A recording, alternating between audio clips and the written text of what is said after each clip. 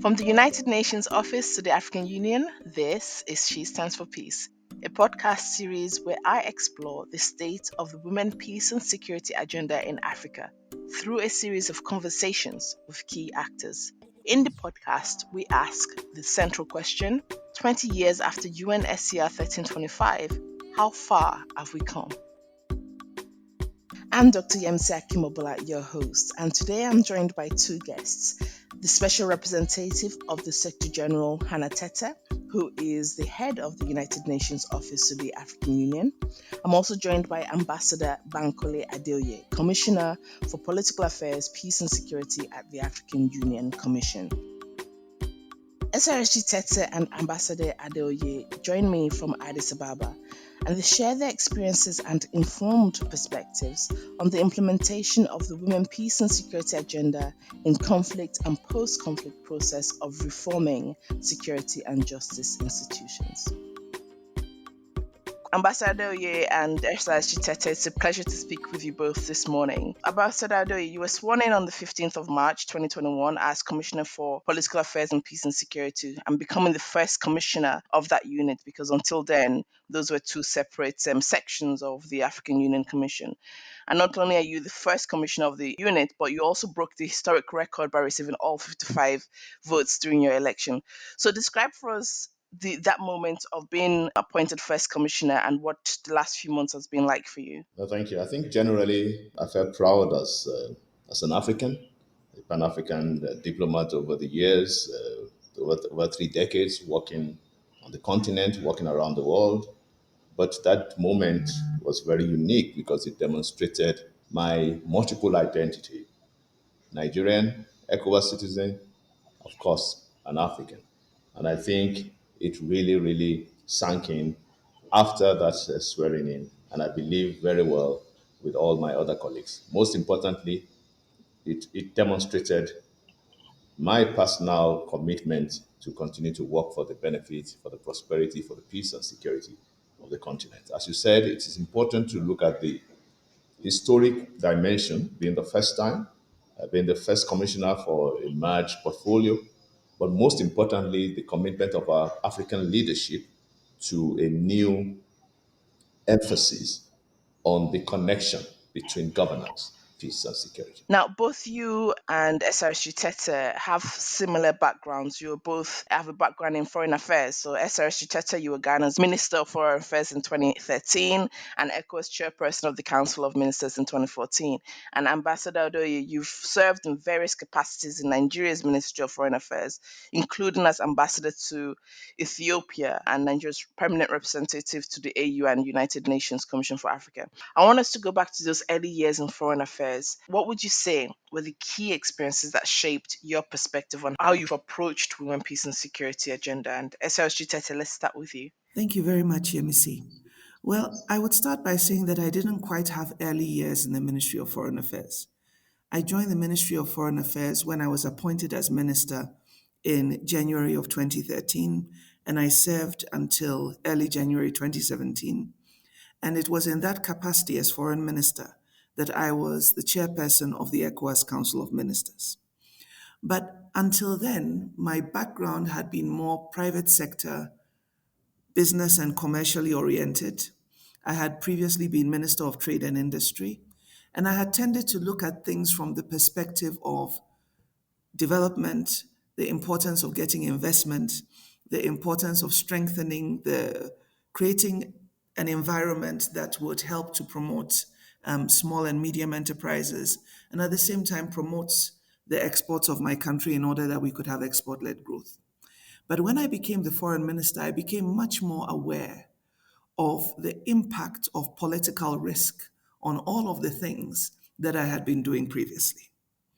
And I also became much more aware of the fact that within our sub-region, there's the ECOWAS sub-region, but also within the larger region of the African continent, part of the reason why we were having all of that difficulty in attracting investments into our countries and at the same time achieving the economic growth that we wanted to achieve was because to the wider world, especially because of the kind of media coverage that the continent used to receive, many parts of Africa were a bad address.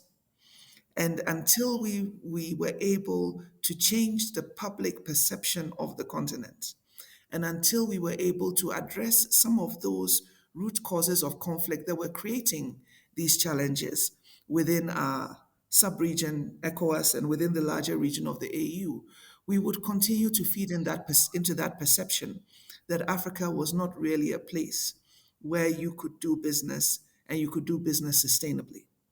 And even though I also am very much a believer in the fact that it is important for us to promote and create conditions for the growth and development of our own indigenous business people, I'm very much aware of the fact that there's a need to encourage external investment in order to get that kind of growth we wanted to have. And then in the process of thinking about that and becoming much more aware of the challenges that were posed by the conflicts within our sub-region, in this case within the ECOWAS sub-region, at the time we had the challenge in Mali, which still continues till today.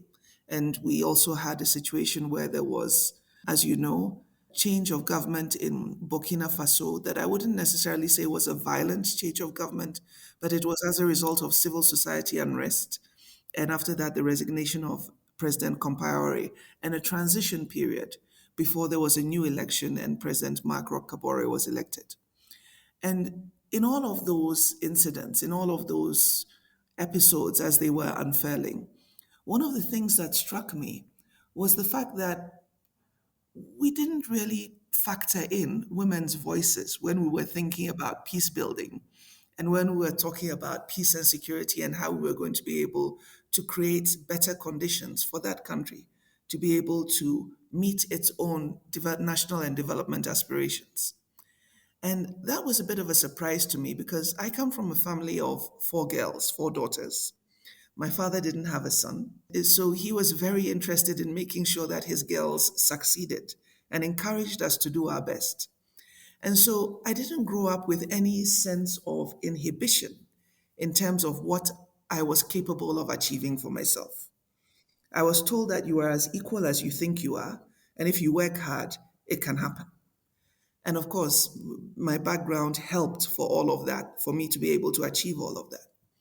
But both from a political standpoint, when I was campaigning in Ghana, when I was reaching out to women in the course of, as it were, campaigning for election after being elected, focusing on issues of development within my constituency, and at the same time looking at things from a national perspective, I was appalled at the way in which we've been talking about, gender equality and inclusivity and the difference between the talk and the action. And so when it came to the issues of women, peace, and security, especially, informed by my period as Minister of Foreign Affairs, I decided that if I had the opportunity, this was something that I was going to highlight and I was going to elevate, and I was going to do what I could to ensure that there was the understanding as to the reasons why inclusivity for women and girls and young people especially is important, and at the same time use whatever platform I had to make sure that I didn't just talk about it, but I did what I could to be able to emphasize that and to, as it were, create the conditions where that kind of inclusivity could be actualized. Let me put it that way. So that's how I came to this point. Ambassador Adeoye, how about you? Yes, as a young diplomat, I was very bullish about the world, but also the continent. And I was first of all, most importantly, driven by the political unity of the continent. I grew up wanting to emulate and read more about African leaders, and my best time in when I joined the foreign affairs was to read memoirs of African and international leaders. But over time, I decided that the best form of contribution one could make to the foreign service was what we call economic diplomacy. It really shaped me because it made it possible for a young diplomat with ambition to see a better Africa, macroeconomic stability, security for the citizens, addressing poverty that was endemic all over the continent, in most part of the continent, And that was able to drive me as I moved to the economic field, eventually seconded to NEPAD. And then reality dawned on me that without peace and security, you cannot really have the economic prosperity that we needed, addressing mass poverty, changing people's lives and livelihoods. It was only going to be possible with a more stable continent. And as ambassador, it dawned on me here, as permanent representative of Nigeria, serving in the Peace and Security Council, that the most important factor for the survival of the African Union was peace and security. Meanwhile, in my foreign affairs journey, I had gone through all for political affairs, economic diplomacy, as I said. So that shaped me. I think I was lucky to have a whole gamut of the whole business in working streams in the foreign service, economic, political, human rights, international, UN, seconded to a continental organization, and then fruitlessly as ambassador of Nigeria to the African Union. So those days really shaped me, and I think it brings to fore the interdependence between peace, security, and development. Now, speaking about the difference between talking and action, I noticed that you were both involved in mediation in the conflict in South Sudan around the same time. So, SRSG, you were there from 2017 to 2018 as co facilitator of the IGAD led high level forum for the revitalization of the agreement for the resolution of the conflict in South Sudan. And Ambassador Adoye, you were there in April 2018, where you led a delegate to South Sudan to assess the challenges facing implementation of the agreement. So you are both engaged in mediation efforts to restore the permanent ceasefire and the full implementation of the agreement. So, what was that experience like in terms of the realities of mediation towards implementation? No, I could recall when I led that Peace and Security Council, it demonstrated and it showed me clearly that what Nigeria faced in the 1960s through its civil war was what South Sudan was facing in 2018 when the revitalized agreement on peace was wobbly. And we had to encourage them. Africa's youngest democracy, Africa's youngest member of the Union. We had to push with all the stakeholders, the opposition, the women, the youth, the civil society, the media, the academic community, the business community. We were able to demonstrate that national dialogue and reconciliation, no political solution could actually solve the problem. It was only through dialogue.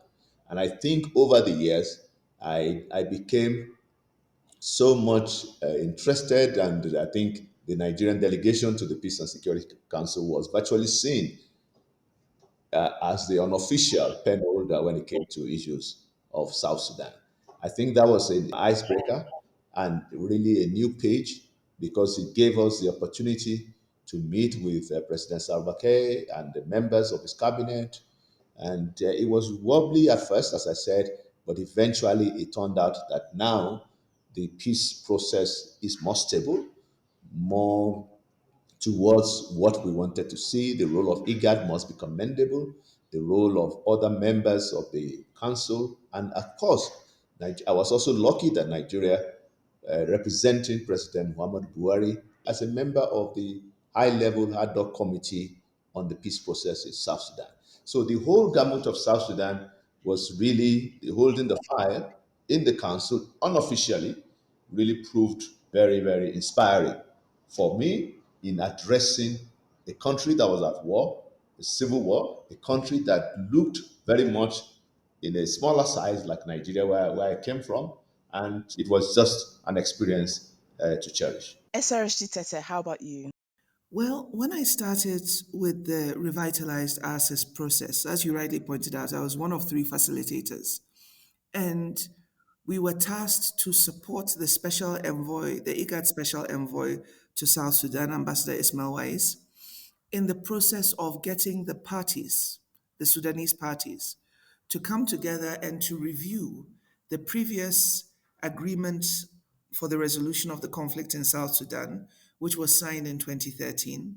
But at the same time, given the fact that the conflict had continued, to work with them to review the parts of that agreement that essentially needed to be looked at again in order to create another transitional government structure and to create a platform where they would work together to, one, ensure that there was a cessation of hostilities, two, work on the key elements of the transition process, and three, eventually get to the stage where there would be an election and where there would be another government with a new mandate to continue the process of governance and moving the country forward in line with its national vision and development trajectory. The first part of this process started with getting the parties to agree on a cessation of hostilities and signing an agreement to that effect.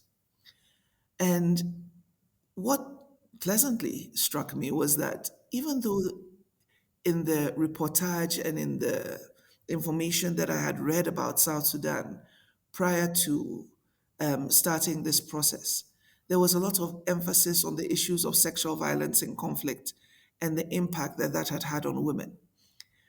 And when you just look at it from that perspective, you would think that indeed women within the society were largely underrepresented and at the same time victims of abuse.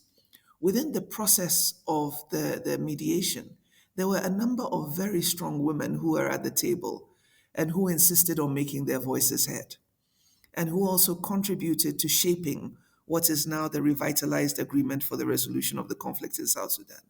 I can mention Madam Rebecca Nyandeng, who is now one of the vice presidents under the new revitalized government subsequent to the conclusion of those discussions. I can mention also Madam Awut Deng Akil, who is currently the Minister for Education. At that time, she was the Minister for Gender. And all of these women were very much in the leadership of the different factions that were part of that negotiation. And then talking about younger women, I can mention Dr. Emily Coity, who was a youth representative and who insisted that her voice was going to be heard as well. And so I was pleasantly surprised to see that you had all of these, and these are not the only ones, there were many more, but these are the ones who perhaps in the course of the discussions were the most assertive. And I found that to be fascinating. And at the same time, I felt that because of their presence and because of their own engagement and the engagement of other women who were part of that process, it was possible within this negotiation to talk about more significant representation for women in the next government, the next transitional government, which is what we have right now. And that could also create a platform for the issues of women, peace and security, peace building, conflict resolution, restitution, also being dealt with not just by the transitional government, but also in any future governance arrangements that comes as a result of that electoral process. And it was, I think, a very interesting experience. It was a humbling experience. But at the same time, it was inspiring because it was great to see so many strong women at the table who were in the lead of this negotiation process and who made sure that their voices carried. And speaking of women making sure the voices were heard, one of the main successes of the WPS agenda has been the development of gender sensitive policies when it comes to security and justice. And this means that countries are doing better in considering the impact of that security and related justice policies have on all genders, women and girls included. And I know inclusion is important to both of you. Ambassador Adoye, when I read your election speech and press briefings that you've given, the word inclusion stands out as a key word for you. However, we also know that local ownership is important in the sustained success of gender sensitive and inclusive policies and agendas. Yet again, across the continent, many cultures in Africa there are social cultural sensitivities around women's rights, and not all local actors agree with gender equality, unfortunately, which in turn impacts on the success of gender mainstreaming. So the question is, how do we tackle this disparity between social cultural sensitivities and the successful incorporation of gender sensitive policies in security and justice processes? So SRSG, you have a legal background, so let's start with you. I think the most important thing is to ensure that we have continuity of advocacy, engagement, develop concrete projects and programs that would be inclusive so that there is the demonstration effect of the benefits of inclusivity. So it's a combination of those three things. Because I think that it's important for communities to recognize that even though they may have certain cultural perspectives on the role of women and how women should react and integrate within their societies, that there is a significant value add to having women participating with much more enthusiasm, but at the same time, given leadership roles and the effect that that has on developing initiatives that are for the benefit of the society as a whole. One of the things that we've been working on with the African Union is support for the Femwise initiative. And I'll use this as an example. Because with Femwise, what we've been doing is that we've been training women mediators to actually be also involved in peace building processes. And the reason why we've been training women mediators is because we want to have the inclusivity of women, both older women and younger women, in these peace processes. And we have not only trained mediators, but we have actually supported the deployment of these mediators in situations where there is the need for an effort at peace building. And while we are still reviewing the data and looking at how effective this particular initiative has been, to all intents and purposes, from what we've been informed about so far, they have been able to make an impact, and they also have made sure that those elements of inclusivity have been taken into consideration. And so, what we expect going forward after those efforts at tier two, tier three level mediation is that in rebuilding those societies, there will be a greater role for women's participation, for women's voice in decision making, in program implementation, and then at a larger level in policy development, recognizing the benefits that have accrued as a result of the greater participation of women. And so, within the context of the work we do with the African Union, we are looking to continue to support that. And we are also looking to see what other initiatives we can develop with the African Union, not just focusing on women, but now also focusing specifically on the youth. Because we have a young continent. The median age of our continent, if my memory serves me right, is I think 21 years of age. And in those circumstances where we can see that we have this youth bulge, we also see the impact of unemployment and what it does in terms of destabilizing countries because of the lack of opportunity and the need to be able to make sure that we think within the development context, but at the same time within the governance, peace, and security context, as it were, structuring the way in which we help countries emerging from conflict to be able to rebuild their societies. It's important, I think, to make sure that we don't just take into consideration the women's perspective, which, as I have just said, is very important for me, but we also take into consideration a youth perspective so that we make sure that we are bringing our young people along because they're not just the leaders of tomorrow, they are the leaders of today. Ambassador Adeoye, how about you? The most important thing from the international and intergovernmental perspective is for us to continue to work as one. We have UN Security Council Resolution 1325, which is a benchmark. A number of our member states have already adopted national action plans based on this framework. We also in the union have the luxury of working with a women activist, Madam Benita Diop, as a special envoy on women, peace, and security. I believe that we have the necessary normative policy frameworks. It is now for all of us to work as one, ensure the well being of women, their role in preventive diplomacy, mediation, particularly because I believe women have been relegated to the background. I come from a family of women. I'm the only male in my family. So it's really good to raise the level of women interaction and interface with those who are in the peace and security sector. I know for sure that the fundamental rights of women and girls in particular, right to education, right to better health, right to opportunities, job opportunities, must be at the center of addressing these social inequalities. I think it cannot be done alone by national governments. We need to call on development partners. We need to work with the UN. We need to work with the African Union Commission and the organs that have been set up by the African leaders, and making sure we remain accountable. The most important thing is that the women, peace, and security agenda must not leave anyone behind.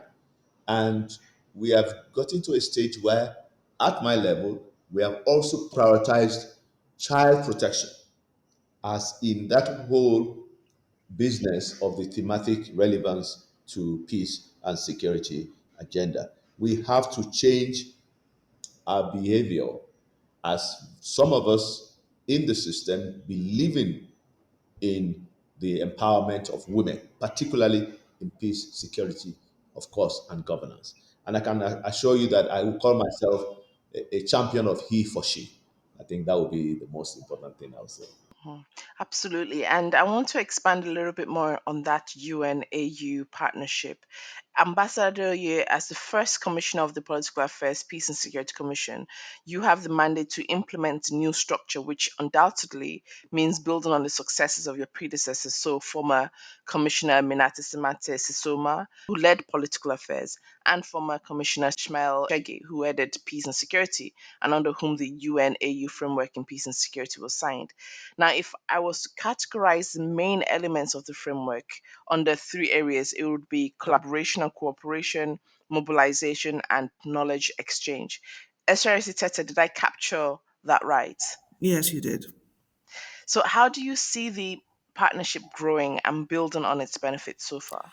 I think the partnership has been successful so far because it has been based on principle and mutual respect and the understanding that we need to be able to engage each other and work together if we are going to be able to combine our strengths and use our best efforts to have an impact on the peace and security challenges of the continent today.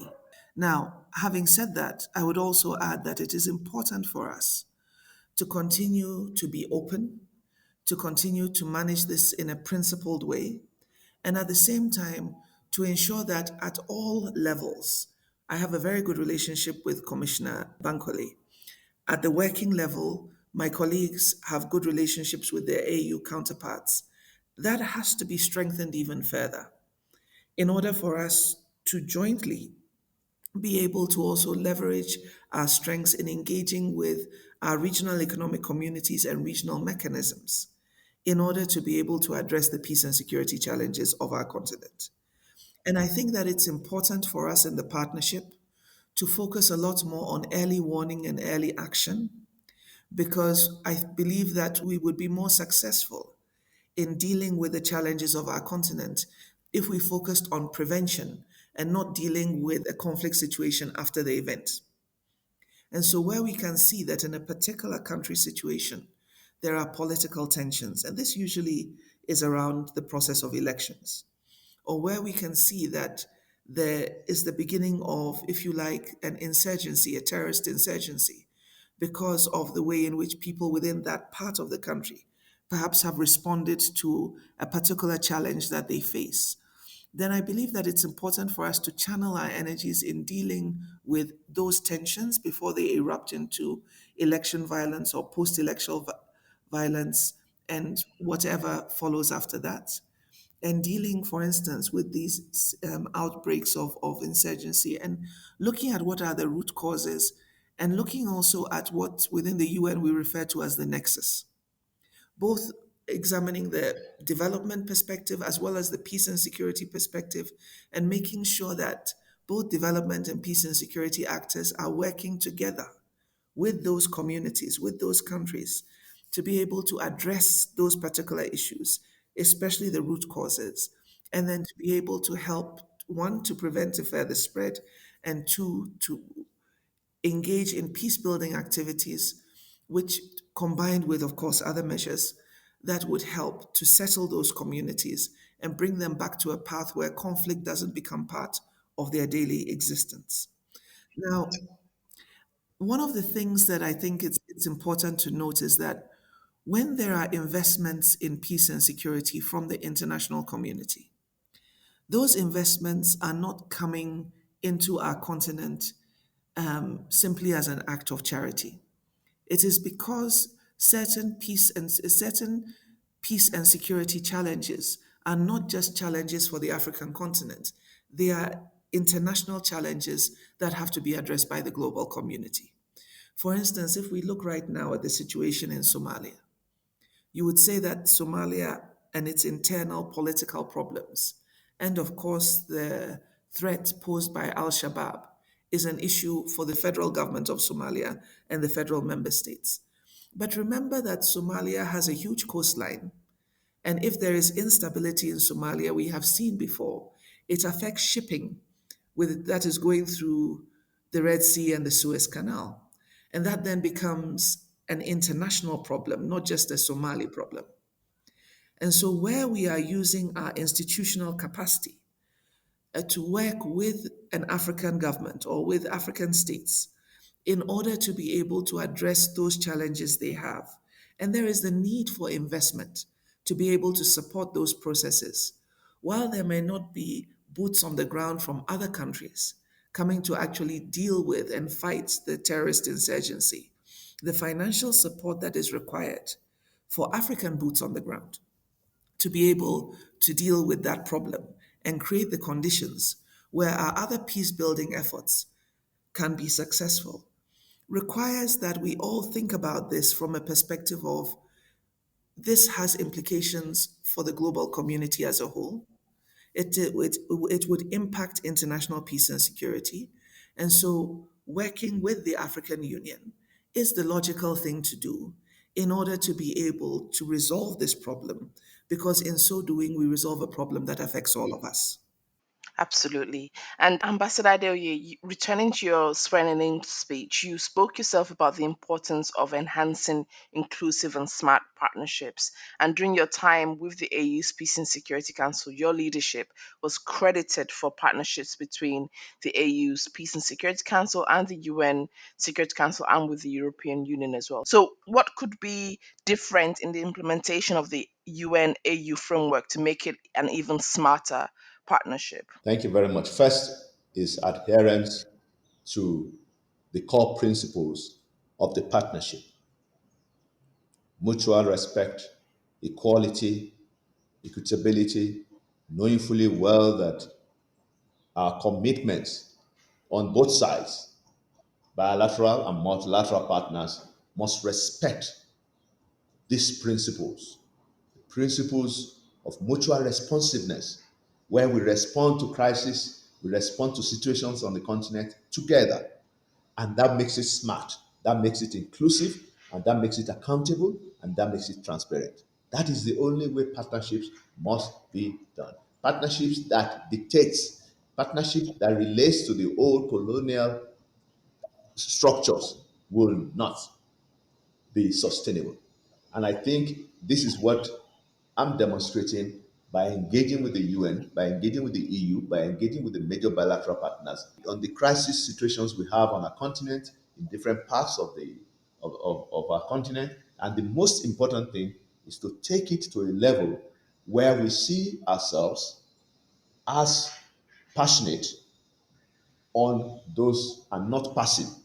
We must not be passive on the issues. And once we respect our differences, knowing our strengths, and acknowledging our weaknesses, I believe we can work together. It is a partnership that is driven by principles, a partnership that is driven to address common challenges on the continent, particularly when it relates to governance, peace, and security. A partnership that is dictatorial or that is one sided is not a partnership and it's not sustainable. And I really want to thank you for raising this because for us, we have prioritized the partnership with the regional economic communities. I'm a strong believer, having worked in NEPAD, in the three levels of the power of partnerships: partnership within at the national space, partnership at the regional level and continental level, and partnership at the international level. Therefore, we have prioritized working very smoothly with the regional economic communities and regional mechanisms. We believe we are going to, at the international level, we are strengthening our working methods with the A3, the African members of the UN Security Council, currently Niger Republic, Tunisia, and Kenya. And we will take that to a new level.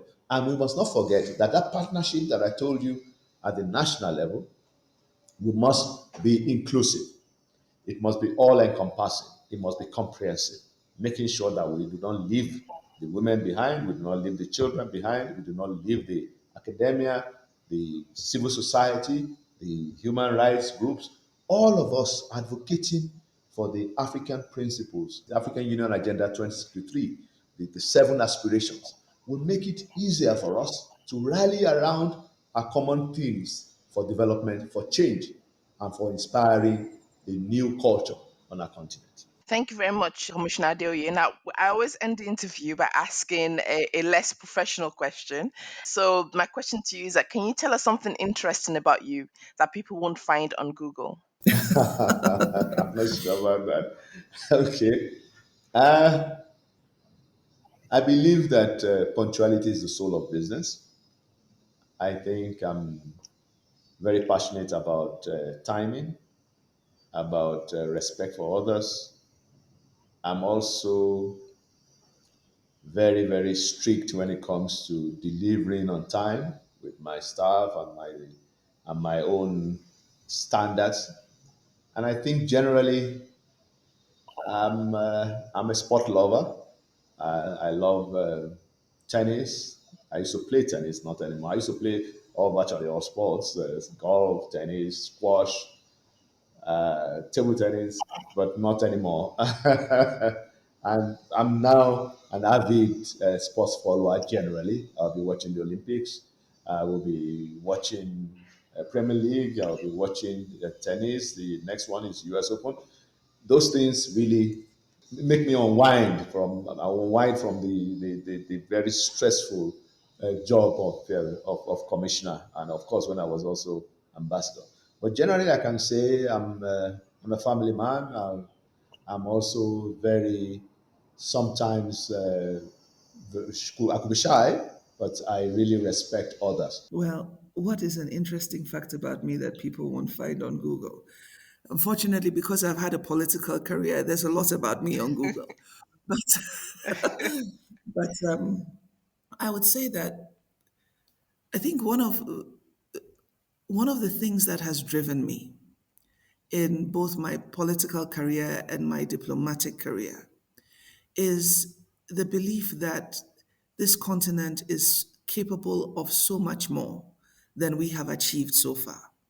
And so one of the things that drives me is Commissioner Bankole, is that I believe that as a Ghanaian, I have a place not just in ECOWAS, I also have a place within the continent, and I have a responsibility to do what I can to be able to build on the vision of the founders of the Organization of African Unity, which is now the African Union.